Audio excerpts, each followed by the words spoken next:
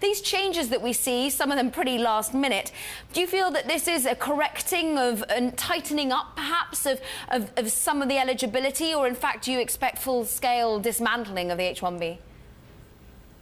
I don't think they've thought it out. They're doing the same stupid things they did with the Muslim ban, and now they're haphazardly last second applying it to H-1B visas.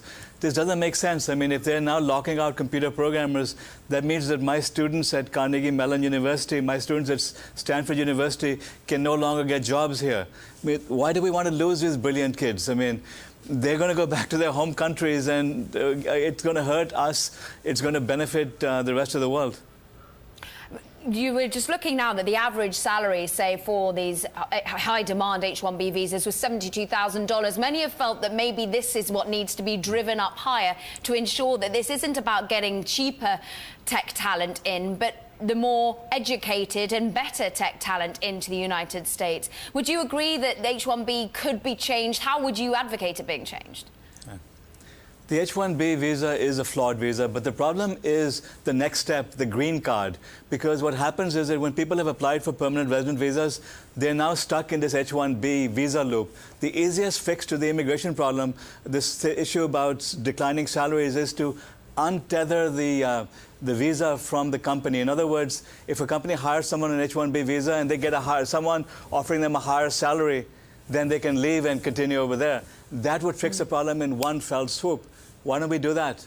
See, this way there's no cheap labor anymore. So it's more about the green card that needs to be fixed. Vivek, you've written at length, I mean, your book, The Immigrant Exodus, Why America is Losing the Global Race to Capture Entrepreneurial Talent. That was at the very heart of this, was the fact that people come to the United States, educate themselves, and then, in fact, are driven home. Is India, is China, where is benefiting, do you think, in fact, from a potential brain drain that's going on? You know, one way of measuring this is to look at the number of unicorns, these billion-dollar companies we get excited about. Go back 15 or 20 years, the only ones that existed were in America, more or less. Now you have about 100 of them in China and India, and we have 80 or 90 in the United States. So basically, we're losing our advantage. I mean, we're losing our ability to build innovative companies because we're losing the talent. This is just a lose-lose. It's a brain-dead strategy, frankly. I mean, have you done the research to show that those that are being built in China and India are being built by US-educated tech talent? Or is this could be just the way the developing nations go, and indeed Europe playing catch-up? They see what Silicon Valley has built and they want to do it themselves too.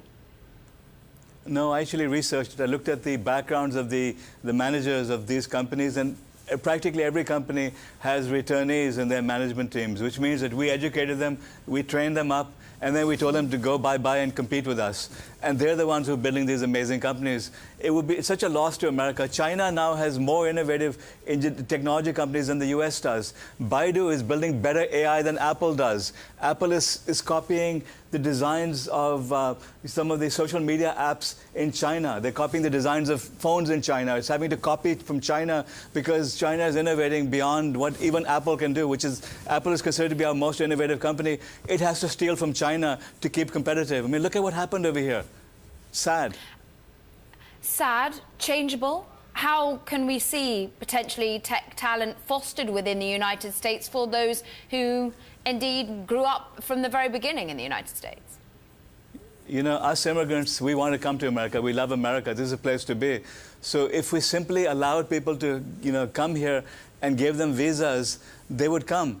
And yeah, they would make Americans compete, but as long as there isn't a salary disadvantage, competition is good for the country. The problem was when you have cheap labor, when you have indentured servitude, when people are tethered to their companies, that's when the problems occur. Fix that problem and we fix the entire range of problems.